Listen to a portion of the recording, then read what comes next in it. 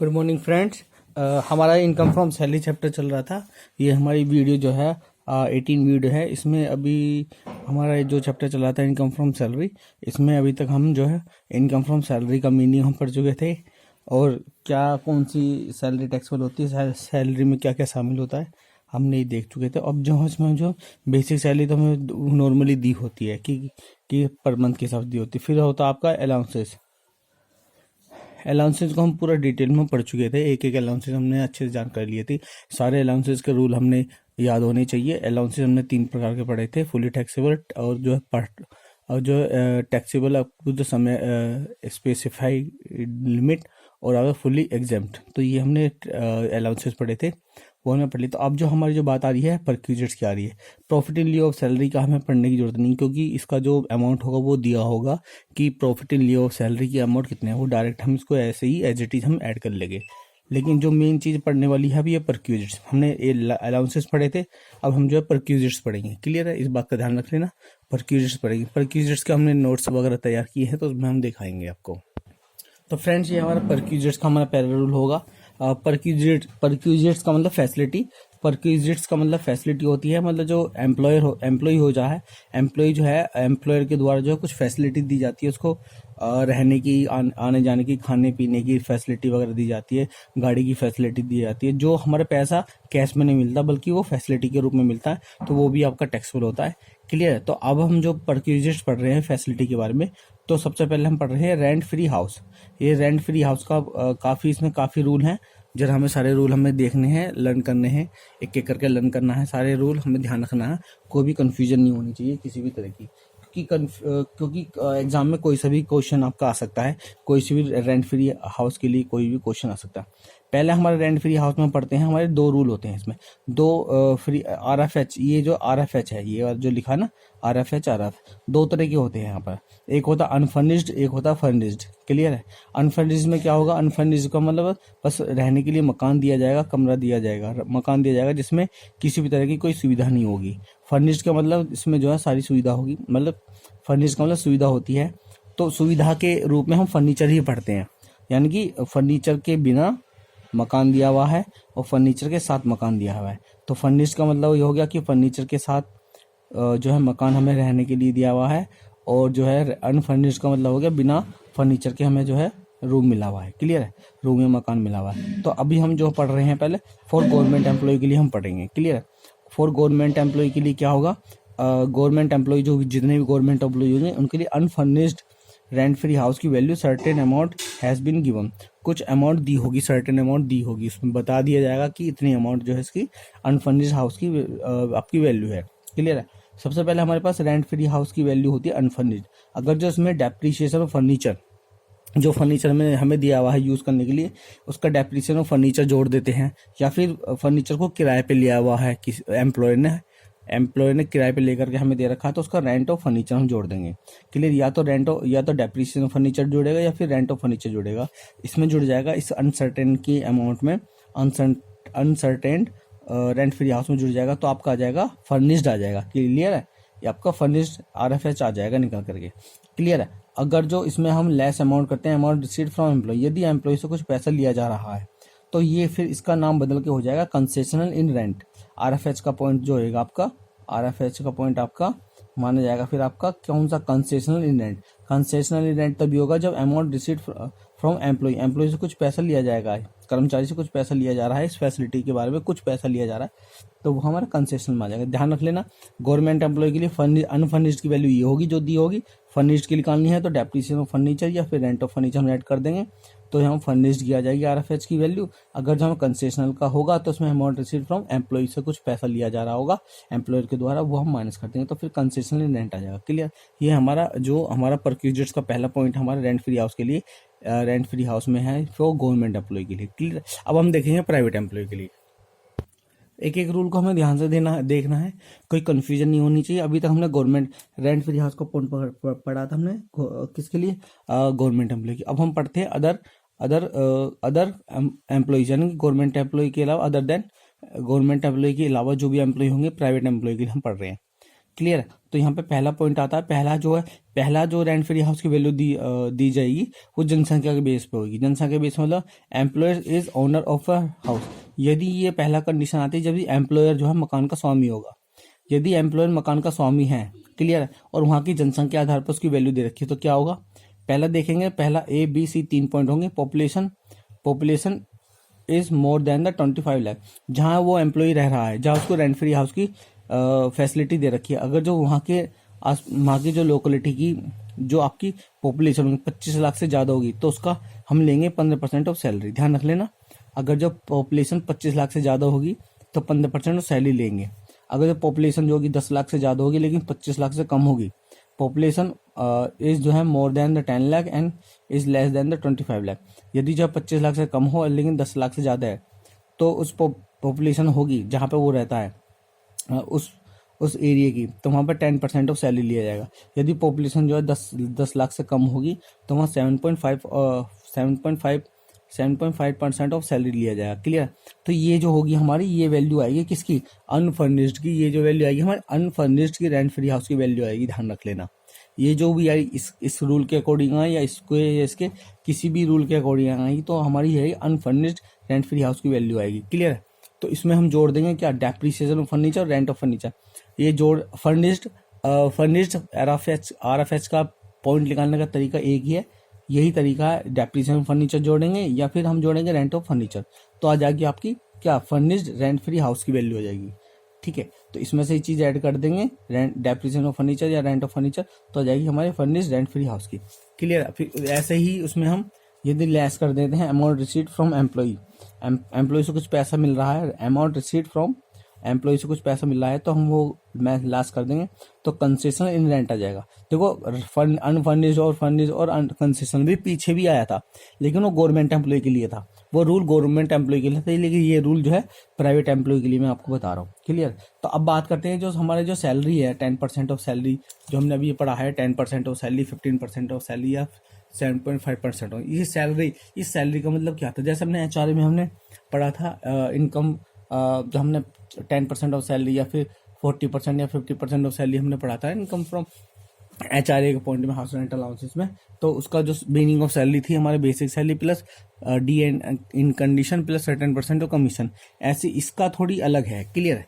इसकी basic salary, इसका जो मीनिंग ऑफ सैलरी है, जरा देखिए ये वाला, ये मीनिंग ऑफ सैलरी जो हम सैलरी लेते हैं 10% या 15% जो ऊपर वाला हमने पढ़ा है, हम क्या लेंगे, मीनिंग ऑफ सैलरी मिलेंगे basic salary plus D in condition, basic salary plus D in condition plus commission plus bonus plus all taxable allowances. Clear बात ध्यान रखना, basic salary plus D N allowances in condition, commission, bonus या फिर all taxable allowances हम add कर लेंगे।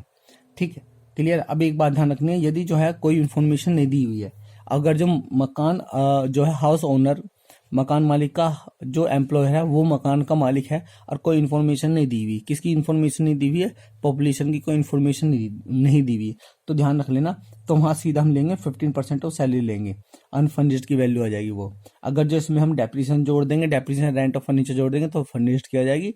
अगर जो ऐसे ही फिर इसमें लेस करते हैं अमाउंट रिसीव्ड फ्रॉम एम्प्लॉय, तो हमारा कंसेशन इन रेंट आएगा। ध्यान रख लेना, बिल्कुल निकालने का तरीका वही है, लेकिन ये तब यूज करना है जब कोई पॉपुलेशन का जो if no information of the population, यदि कोई इन्फॉर्मेशन ना दी हो पॉपुलेशन की, अनफर्निश्ड रेंट फ्री हाउस की वैल्यू 15% ऑफ सैलरी ही लेंगे। सैलरी कौन सा, ये वाला 15% ऑफ सैलरी जो हमने अभी तक हमने समझाया। ध्यान रखना, कोई कन्फ्यूजन नहीं होनी चाहिए। रूल ये हमारा RFS का रूल हमारा थोड़ा सा आधा कंप्लीट हो गया है। हमने अभी तक पढ़ा है किसके लिए, गवर्नमेंट एम्प्लॉय के लिए, और हमने पढ़ा है प्राइवेट एम्प्लॉय के लिए। प्राइवेट एम्प्लॉय के लिए हमें उस कंडीशन में पढ़ा है जिस कंडीशन में एम्प्लॉयर स्वामी है मकान का, यानी कि मकान का स्वामी कौन है, हमारा जो है कर्मचारी, जो एम्प्लॉयर है वही जो है मकान का स्वामी है। तो उस कंडीशन में ये रूल हम अप्लाई करेंगे। क्लियर। जो हमने ये वाला ये यहाँ से लेकर के हमने रूल हमने यहाँ तक हमने पढ़े हैं, ये उस कंडीशन में अप्लाई होंगे जब जो है मकान का एम्प्लॉयर मकान का स्वामी है। अब बात करते हैं कि जब एम्प्लॉयर मकान का स्वामी नहीं है, यानी कि एम्प्लॉयर ने मकान को किराए पे लेकर के दे रखा है किसको, एम्प्लॉय को। क्लियर। अब ये जो रूल रहेगा हमारा, ये वाला रूल वो है जो है रेंट फ्री हाउस का ही पॉइंट चल रहा है अभी भी। When employer has taken house on rent, जब यदि जो है एम्प्लॉयर ने मकान को किस पे, हाउस तो मकान को किराए पे लेकर दिया हुआ है, या किराए पे लिया हो या लीज पे लिया हो, लीज मतलब पट्टे पे लिया हो 10 साल के लिए, 20 साल के लिए, 25 साल के लिए। यदि एम्प्लॉयर ने मकान को किस पे लिया हो, रेंट पे लिया हो या लीज पे लिया हो, तो यहाँ पे कैसे निकलेगा टैक्सेबल रेंट फ्री हाउस, कैसे निकलेगा, अनफर्निश्ड की वैल्यू निकलती है पहले। Least of the following will be taxable, जो इनमें से कम होगा, दोनों में से जो कम होगा वो क्या होगा, टैक्सेबल होगा। अभी तक हमने पढ़ा था list of the following will be exempt पढ़ा था, किसमें पढ़ा था, अलाउंसेस वगैरह में। यहाँ पे क्या होगा, यहाँ पे टैक्सेबल निकल के आएगा डायरेक्ट। क्लियर। तो actual rent paid by the employer, यहाँ पे एक तो एक और दो इन पॉइंट में से जो कम होगा, actual rent paid by employer, employer के द्वारा जो रेंट पे किया गया है, यानी कि जब एम्प्लॉयर ने किराए पे लेके दे रखा है किसको, अपने एम्प्लॉय को रहने के लिए, तो वहाँ रेंट पेयर जो होगा कौन होएगा, आपका एम्प्लॉयर होगा। यहाँ पे actual rent paid by employer वो लेंगे, प्लस और 15% ऑफ सैलरी। सैलरी का मतलब वही जो हमने अभी पीछे पढ़ा है। इन दोनों में से जो वैल्यू कम होगी वो क्या होगी, वो हमारी अनफर्निश्ड की रेंट फ्री हाउस की वैल्यू आ जाएगी निकल के, ध्यान रख लें। इन दोनों में से जो कम होगी वैल्यू, वो अनफर्निश्ड रेंट फ्री हाउस की वैल्यू आएगी। उसके बाद ऐड करते हैं depreciation of furniture, rent of furniture, add कर देंगे तो आ जाएगी हमारी फर्निश्ड की रेंट फ्री हाउस की वैल्यू हो जाएगी। ध्यान रख लेना ये वाला प्रोसेस सारा एक ही है। क्लियर है। उसके बाद हम क्या करेंगे, यदि अमाउंट रिसीट फ्रॉम एम्प्लॉय से कुछ अमाउंट लिया जा रहा है तो वो लेस कर देंगे तो आ जाएगा हमारा कंसेशन इन रेंट। क्लियर। ये हमारा कंप्लीट हो गया रेंट फ्री हाउस का पॉइंट। ये आपको रूल याद करने पड़ेंगे, क्वेश्चन करने हैं तो जरूर याद करने पड़ेंगे सारे रूल। एक बार दोबारा पढ़ लेना है, दोबारा वीडियो देख लेना है, स्टॉप करके देखना है वीडियो, बार बार देखनी है। रूल थोड़े ज़्यादा है इसलिए मुझे है थोड़ा स्पीडली मुझे थोड़ा कराना पड़ रहा है कि एग्ज़ाम में बच्चों का नियर है, आने वाले हैं, तो इसलिए थोड़ा सा क्लियर भी कराना है। मेन चीज़ अच्छे से बढ़िया तरीके से करानी है, और जो क्वेश्चन आते हैं वही क्वेश्चन आप अच्छे से कर पाएंगे क्वेश्चन। लेकिन रूल आपको याद होंगे, तो रूल आपको याद करना जरूरी है, क्योंकि मैं आपको सारे रूल मैं आपको कराऊंगा। तो अभी जो है हमने जो रेंट फ्री हाउस का पॉइंट पढ़ा, और आगे हम जो है नेक्स्ट देखते हैं क्या, नेक्स्ट हम पढ़ते हैं अभी। तो अब जो है अभी तक हमने रेंट फ्री हाउस का पॉइंट पढ़ा था, अब हम पॉइंट पढ़ते हैं कार की फैसिलिटी। जब एम्प्लॉयर द्वारा एम्प्लॉय को आने जाने के लिए, घूमने के लिए, फिर उसके प्राइवेट पर्पज के लिए, ऑफिस के लिए जो है आपकी क्या दी जाती है, कार दी जाती है, छोटी कार या बड़ी कार दी जाती है। तो उसमें जो है उसके रूल में क्या अप्लाई होगा वो रूल में मैं आपको पढ़ाऊंगा। ठीक है, जरा उसका रूल हम देखेंगे, समझेंगे ध्यान से, क्योंकि ये रूल जरूर आता है किसी न एक ना एक क्वेश्चन। जो भी क्वेश्चन आपका इनकम फ्रॉम सैलरी का आएगा तो उसमें आपका कार की फैसिलिटी का आपका रूल जरूर होगा। दूसरी बात, एचआरए का पॉइंट मिलेगा आपको, और उसके या तो एचआरए का पॉइंट मिलेगा या फिर आरएफएस का पॉइंट मिलेगा, रेंट फ्री हाउस का। रेंट फ्री हाउस का और आरएफएस के में से एक पॉइंट मिलेगा, एक आपको मिलता है पॉइंट करने के लिए, और एक जो है इसमें जिसमें से जरूर आता है कार का फैसिलिटी। तो इसलिए हमें बहुत अच्छे से करना है। तो क्लियर है। तो हम बात करें जो कार ऑन, हम पहला पॉइंट है यार, कार ऑन और हायर। कार यदि यदि एम्प्लॉयर की खुद की है या उन्हें किराए पे लेके दी हुई है, तो यदि कार जो है पूरी तरीके से बिजनेस में यूज आ रही है, मतलब उसकी ड्यूटी के लिए यूज आ रही है, किसके लिए, एम्प्लॉय की ड्यूटी के लिए यूज आ रही है, तो उसका जो भी वैल्यू होगी वो पूरी नील होगी, वो किसी भी तरह का टैक्सेबल नहीं होगा। ध्यान रख लेना। जो भी कार होगी, कार एम्प्लॉयर की हो या फिर एम्प्लॉयर की हो या उसे किराए पे ले रखे दी हुई हो, और वो पूरी तरीके से उसके ड्यूटी के लिए, ऑफिशियल काम के लिए यूज आ रही है, तो इसका जो वैल्यू होगी वो नील होगी, उसका कोई कार की फैसिलिटी का कोई वैल्यू नहीं निकलेगा। नेक्स्ट क्या है, car own by the employer. यदि कार जो किसकी है, एम्प्लॉयर की, यहाँ भी एम्प्लॉयर की, यहाँ भी एम्प्लॉयर की, लेकिन यहाँ पूरा ड्यूटी के लिए यूज हो रहा है, लेकिन यहाँ पे ड्यूटी के लिए यूज नहीं हो रहा है पूरा। ये कह रहा है कि ये जो है प्राइवेट पर्पज के लिए भी जो है पूरा जो है प्राइवेट और पर्सनल पर्पज के लिए यूज हो रही है कार। कार एम्प्लॉयर की है लेकिन वो किसके लिए यूज हो रही है, प्राइवेट पर्पज के लिए यूज हो रही है। और सारा खर्चा कौन कर रहा है, यहाँ पे कौन उठा रहा है, सारा खर्चा इस कंडीशन में एम्प्लॉयर ही उठा रहा होगा। क्यों? क्योंकि कार भी उसकी है। तो क्या होगा इसमें, देखो, actual amount of the expensive incurred on the running paid, जितने भी खर्चे होंगे चलाने के खर्चे वो लिए जाएंगे, और मेंटेनेंस या मोटर कार जो भी होगी वो ली जाएगी। Depreciation remuneration if the any paid to the chauffeur, मतलब ड्राइवर, सोफर होता है ड्राइवर, यदि ड्राइवर दिया गया है उसका रेमुनेशन वो भी ऐड कर देंगे, ऐड करेंगे। डेप्रिसिएशन 10% लेंगे, ठीक है ना, एक्चुअल कॉस्ट का। और मोटर कार, जो मोटर कार दी हुई है उसका डेप्रिसिएशन लेंगे हम 10%, उस तीनों को ऐड कर देंगे तो आ जाएगी हमारी क्या, कार की फैसिलिटी। यदि हमने एम्प्लॉय से कुछ चार्ज कर रहे हैं, amount charge from the employee, employ से कुछ पैसा ले रहे हैं तो उसमें लेस कर देंगे तो आ जाएगी वैल्यू ऑफ परक्यूजिट्स। लेकिन वैल्यू ऑफ परक्यूजिट्स जो आई है वो कार की फैसिलिटी की आई है, ध्यान रख लेना।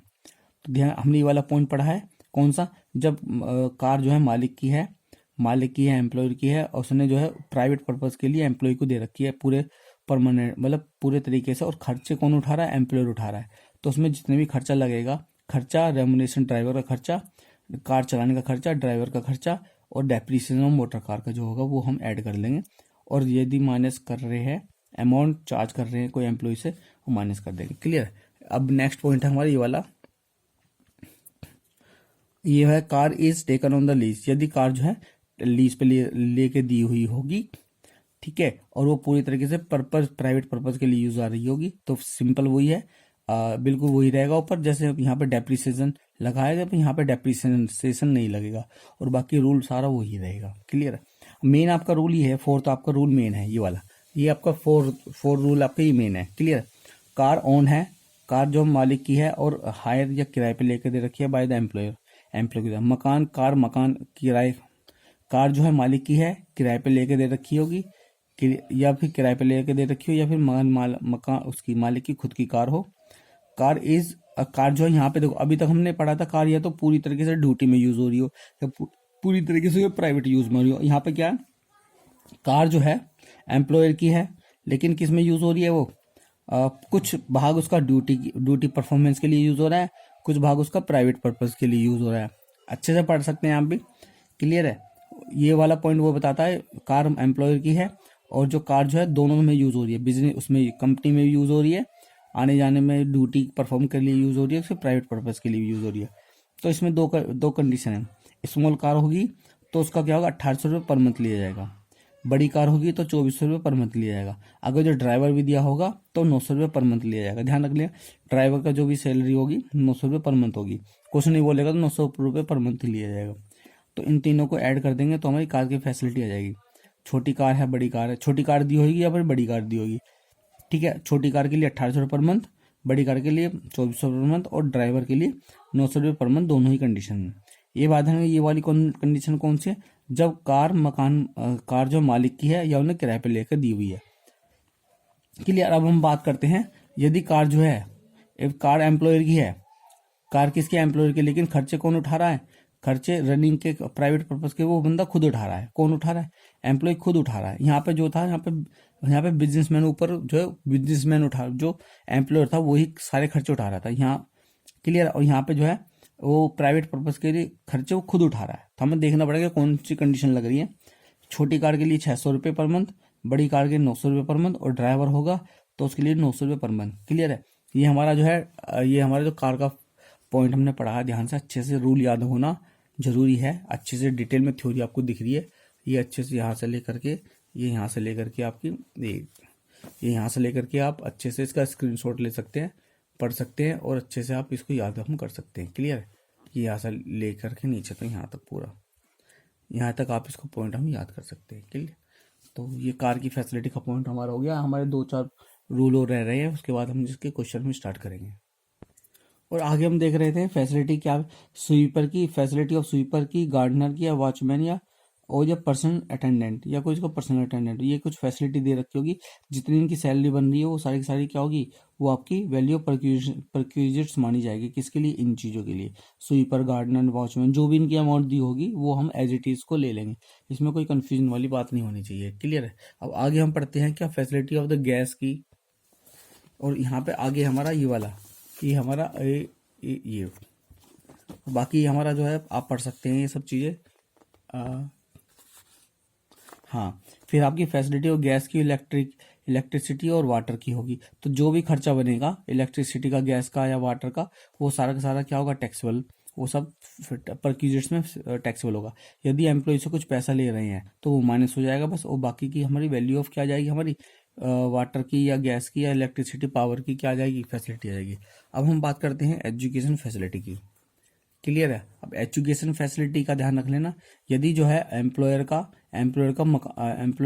एजुकेशन इंस्टीट्यूशन है, और उसी में ही जो है एम्प्लॉय के बच्चे पढ़ रहे हैं, तो देखेंगे वो उसका जो खर्चा आ रहा है पर मंथ, यदि उसका खर्चा 1000 रुपये से कम है, उन बच्चों को पढ़ाने का खर्चा 1,000 रुपये से कम है तो क्या होगा, उसकी वैल्यू एजुकेशन फैसिलिटी की वैल्यू नील हो जाएगी। यदि उसका खर्चा ज़्यादा है, 1,000 रुपये से ज़्यादा है, तो जितना ज़्यादा होगा, क्लियर है, जितना ज़्यादा होगा और तो जितना उसका 1,000 रुपये से ज़्यादा होगा खर्चा ज़्यादा होगा, मतलब उसके सिमिलर हम ये देखेंगे जो ज़्यादा खर्चा लग रहा है 1,000 रुपये से ज़्यादा, हम देखेंगे उसकी ही जैसी एजुकेशन फैसिलिटी दी जा रही होगी किसी आसपास के किसी एजुकेशन इंस्टीट्यूशन में, उसकी कॉस्ट देखेंगे, क्लियर। वो तो वो उसका टैक्सेबल, उसकी वैल्यू टैक्सेबल हो जाएगी एजुकेशन फैसिलिटी की। और यदि एम्प्लॉय से कुछ पैसा लिया जा रहा है तो वो क्या होगा, वो लेस हो जाएगा, बाकी का क्या आ जाएगा, आपके टैक्सेबल आ जाएगी क्या, एजुकेशन फैसिलिटी, क्लियर है। अभी हम आगे देखते हैं, आगे भी हम पॉइंट देख रहे हैं। अब यहाँ पे हम बात करते हैं ट्रांसपोर्ट फैसिलिटी। ट्रांसपोर्ट फैसिलिटी आने जाने की जो फैसिलिटी होगी, वो ट्रांसपोर्ट बस के द्वारा जो फैसिलिटी दी जा रही होगी, या उसके प्राइवेट पर्पज के लिए, ऑफिस के यूज़ के लिए, जो भी उसकी वैल्यू बनेगी वो सारी सारी क्या होगी, टैक्सेबल होगी, ध्यान रख लेना है आपको। ये अब जो भी फैसिलिटी बनेगी ट्रांसपोर्ट फैसिलिटी, अभी तक हमने पहले जो पढ़ा था ट्रांसपोर्ट अलाउंसेस पढ़ा था, ये ट्रांसपोर्ट फैसिलिटी है, इस बात का ध्यान रखना है, क्लियर है। और बाकी का ये रूल आप देखते रहना, बाकी मैं आपको बताता रहता। अब हम देख रहे थे फ्री फूड फैसिलिटी, मतलब खाने भोजन करने की जो है क्या, खाने पीने के लिए जो पैसा, खाने पीने की जो फैसिलिटी दी जाती है उसका कैसे वैल्यू निकलेगी। ये हमें कुछ देगा, टी चाय चाय वगैरह स्नैक्स जो होंगे उसका वैल्यू नील हो जाएगा, क्लियर। फ्री जो है, free food and the non alcohol beverage provided during his working hour in a remote area में खाना दिया जा रहा होगा तो वो भी जो है कि आपका नील रहेगी उसकी वैल्यू। लेकिन बाकी का जो सी पॉइंट बता रहा है कि आपका ज़्यादातर यही पॉइंट आपको पूछा जाता है, सी पॉइंट। इसमें क्या कहता है कि जो भी खाना डिनर वगैरह आपको भरपेट खाना मिलता है तो उसमें क्या होगा, 50 रुपये पर मील के हिसाब से, पर डे के हिसाब से, 50 रुपये पर मील पर डे के हिसाब से आपका क्या होगा, टैक्स, ये एग्जेम्प्ट होगा। इस बात का ध्यान रखना, ये आपका एग्जेम्प्ट होगा, टैक्सेबल नहीं होगा। जितना भी खर्चा लग रहा है खाने पे, ठीक है, जितना ही मतलब 100 रुपये की थाली है, 200 रुपये की थाली है, उसमें 50 रुपये पर डे का हिसाब से, पर मील पर डे का हिसाब से काट करके बाकी का आपकी फूड फैसिलिटी आपकी आ जाएगी। बाकी गिफ्ट का आप इसका पॉइंट पढ़ सकते हैं, और कोई ज़्यादा कोई खास इसके पॉइंट नहीं है। इसमें आपका एक दो पॉइंट और रह रहे हैं, किसके आपके रह रही हैं, आपकी उसके आपके रह रही हैं employers contribution to RPF, recognise provident fund के आपके पॉइंट रह रहे हैं। उसके मैं आपको पॉइंट करा करके फिर सीधा मैं आपको क्वेश्चन कराऊंगा इसके। तो अब हम पढ़ रहे हैं, अभी हमने पढ़ा था रिकॉग्नाइज प्रोविडेंट फंड का हम पॉइंट पढ़ेंगे, क्लियर है। रिकॉग्नाइज प्रोविडेंट फंड का हम क्या है, एम्प्लॉयर्स कंट्रीब्यूशन। अब हम देखेंगे जो आरपीएफ में, रिकॉग्नाइज प्रोविडेंट फंड में जो एम्प्लॉय भी पैसा जमा करता है, यानी सैलरी में से कुछ पैसा कटवा करके आपका किस में जमा करता है, आपका आरपीएफ में, रिकॉग्नाइज प्रोविडेंट फंड में पैसा जमा करता है। और साथ साथ जितना पैसा एम्प्लॉय करता है उतना ही पैसा आपका एम्प्लॉय करता है। तो यहाँ पे देखा जाएगा, जो हमें जो कैलकुलेशन करनी है एम्प्लॉयर के कंट्रीब्यूशन की करनी है, कि एम्प्लॉयर कितना जो है जमा कर रहा है, उसमें कितना एग्जाम्प्ट है वो हमें देखना है, क्लियर है। हमें देखना है पहले employers contribution to RPF, employers मतलब मालिक का, जो आपका ओनर है उसका कंट्रीब्यूशन टू आरपीएफ, आरपीएफ में उसका कितना कंट्रीब्यूशन हो रहा है वो हम अमाउंट लेंगे, लेस करेंगे exempt up to the 12% of salary, यानी कि कितना एग्जाम्प्ट करेंगे, 12% ऑफ सैलरी तक हमें एग्जाम्प्ट करेंगे। तो आपका निकल के आ जाएगा taxable employers contribution to RPF, आपका निकल कर आ जाएगा। अब ये 12% ऑफ सैलरी कौन सी होती है, ये 12% ऑफ सैलरी आपकी वही है जो हमने मीनिंग ऑफ सैलरी पढ़ी थी एचआरए वाली। एचआरए में हमने पढ़ी थी, मीनिंग ऑफ सैलरी पढ़ी थी, basic salary plus D N condition plus certain percent of commission. तो यहाँ पे वही आपकी जो है मीनिंग ऑफ सैलरी वही काम आएगी, कौन सी, आपकी एचआरए वाली, ध्यान रख लेना। तो हमारा क्या होगा, ये जो 12% ऑफ सैलरी लेना है, 12% of salary meaning of salary का लिया जाएगा, तो यानी कि 12% से ज़्यादा है, 12% की सैलरी से ज़्यादा जितना भी कॉन्ट्रीब्यूशन होगा वो क्या आ जाएगा, आपका टैक्सेबल आ जाएगा आरपीएफ का, ध्यान रखना है आपको, क्लियर। ज़्यादा डिटेल में मत जाना, ज़्यादा इसमें डीप है, जो जो आपको बता रहा हूँ वही आपको उसी तरह से आपको क्वेश्चन करने हैं, क्लियर।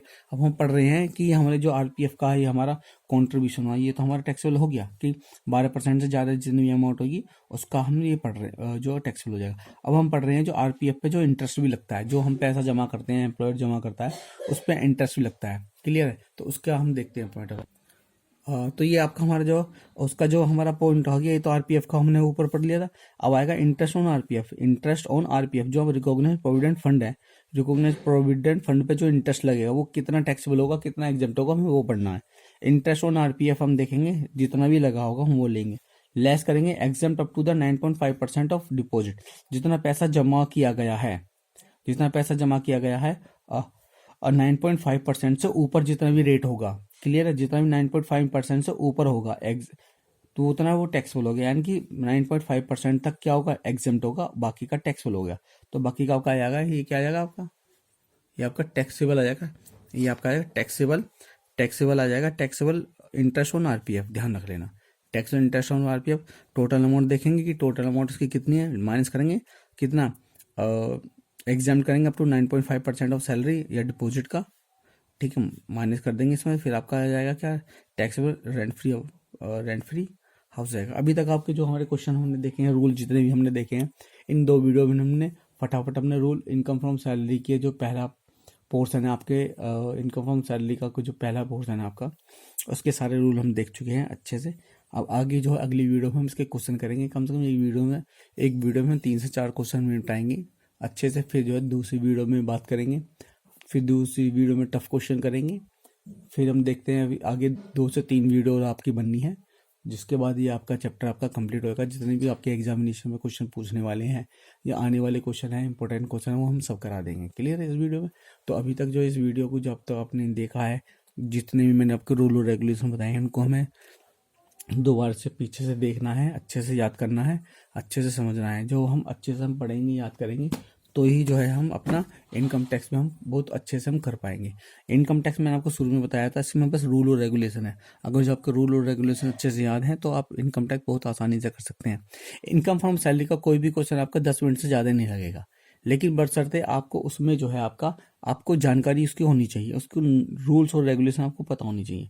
जितने मैंने आपको रूल्स बताए हैं वो आपको सब आपको याद हो जाने चाहिए। आप उसको लर्न करो, पढ़ो, लिखो, कुछ भी करो आप, क्लियर। आपको नोट्स बनाएं, नोट्स बना करके उसको याद करें। याद करने से आपको जो है रूल याद होंगे, तभी जो है आप इनकम फ्रॉम सैलरी का क्वेश्चन आप कर पाएंगे। यदि आप जो है किसी भी पॉइंट में आपको नहीं आ रहा है इनकम फ्रॉम सैलरी में, तो आप क्वेश्चन को मत करना, बिल्कुल भी अटेम्प्ट मत करना, क्योंकि फिर क्वेश्चन पूरा गलत हो जाएगा। क्वेश्चन तभी अटेम्प्ट करना जब आपको पूरे जो है पॉइंट पता हो कि कैसे आपका इनकम फ्रॉम सैलरी आपकी निकालनी है। तो अभी तक जो इस वीडियो हमने यहाँ पे देखे, हमने इसमें जो इन सारे रूल हम कंप्लीट कर चुके हैं। आगे जो वीडियो में हम करेंगे इनकम फ्रॉम सैलरी के क्वेश्चन करेंगे। आसान क्वेश्चन है, ध्यान से करने हैं। जो रूल हमने पढ़ाए हैं उस रूल को ध्यान में रखते हुए उनके बिहाफ पे हम क्वेश्चन हम आगे करेंगे। सभी क्वेश्चन में सारे रूल नहीं लगते हैं, 4-5 हर क्वेश्चन में 4-5 रूल लगेंगे, 3 रूल लगेंगे, 4 रूल लगेंगे, बस, ज़्यादा नहीं होता। लेकिन रूल ज़्यादा है, यूज़ कम होते हैं, इसलिए रूल आपको याद सारे होने हैं। लेकिन एक ही क्वेश्चन में सभी रूल नहीं आते हैं। 3 रूल आ गए, 4 रूल आ गए, इस तरह से आपका जो है क्वेश्चन आपके पूछे जाते हैं, क्लियर है। अभी हम अगली वीडियो में इसके क्वेश्चन देखेंगे। अभी तक आपने वीडियो को देखा हो, अच्छे से देखने के लिए धन्यवाद। और अच्छे से आप ट्राई कीजिए, याद कीजिए, अच्छे से पढ़िए, दोबारा वीडियो को देखिए, ताकि आपको अच्छे से याद हो जाए, क्लियर है। तो इस वीडियो को देखने के लिए थैंक यू सो मच। अगली वीडियो में हम बात करेंगे क्वेश्चंस की। Thank you so much.